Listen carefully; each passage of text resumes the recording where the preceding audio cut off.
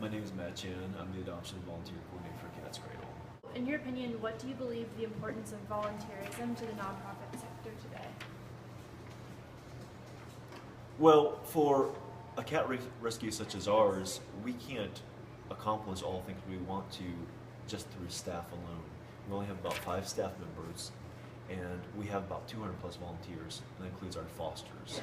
So it's our foster families, it's volunteers here at the adoption center, volunteers who go out to pet outings, volunteers to help out at the intake center where we do vetting. So it's important to us because we want to save as many lives as we can. And in fact, we want to increase how many volunteers we have. We want more fosters.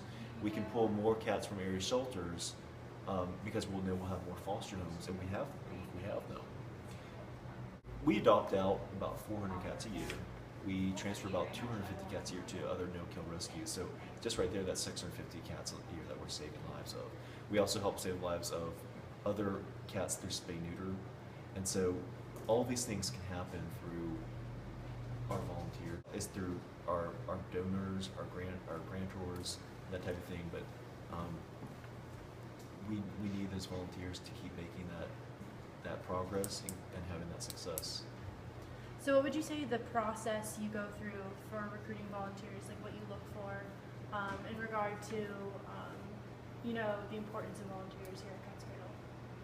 Anyone who loves animals, that's really the main criteria, along with being professional, but the main thing is just having that passionate desire to help cats, especially animals as well.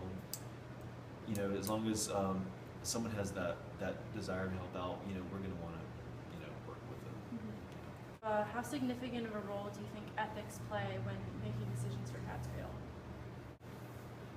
Everything that we do, we feel we're being ethical towards the treatment of animals and towards the people that we're helping out with. So of course everything that we're doing, we believe is 100% ethical. So we feel it's ethical to get cats spayed and neutered because if we don't do that, although the cat didn't ask us to spay or neuter them, but if we don't do that, the offspring that they will inevitably have, if we don't do that, will crowd an already crowded shelter that we're working with. More animals will die because we are not being responsible.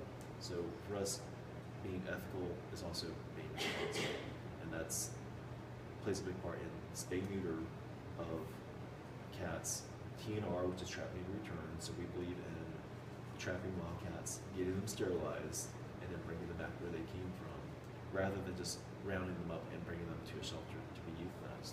We just don't believe in that. Mm-hmm. So we believe in all cats and all dogs having a right to life, whether they're domestic or undomestic.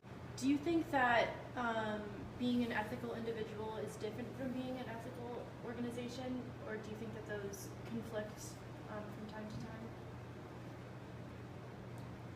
Well, I mean, certainly a person might have slightly different ethics than maybe who it is that they work for or volunteer for, but as long as when you're with that organization and you're making decisions, it's all one